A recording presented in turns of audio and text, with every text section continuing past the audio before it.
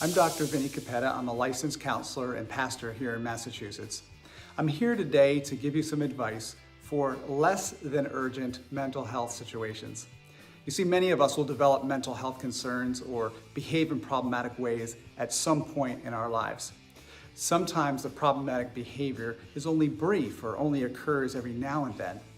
Other times that behavior may last for weeks or may occur more regularly. When and where should we seek help? If you are seeing a mild to moderate change in the person's behavior and you're worried but not alarmed, try to get the person some help within the next week or two. Options might be a pediatrician, primary care doctor, a mental health professional, maybe school personnel, family or friends, a community agency, or a church. If you're seeing major changes in behavior and the person seems unable to function without any help, or you feel unable to cope or help them, you probably want to get them some help within the next 48 to 72 hours.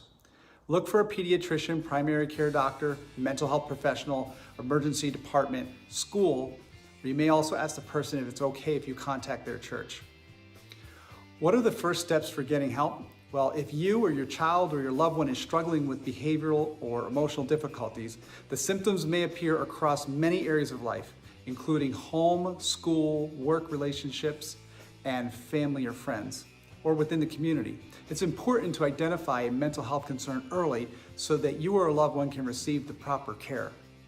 First, it's important to recognize whether or how an ongoing problem is affecting your loved one's or your child's life. To identify this, it can be helpful to keep notes about when specific symptoms or behaviors are occurring. Try to answer the following questions as best as you can. What symptoms or behaviors have you seen? How are these different from the person's typical behaviors? When did these symptoms or behaviors start? And how often do the symptoms or behaviors occur? How severe or extreme do the symptoms seem to you or to others?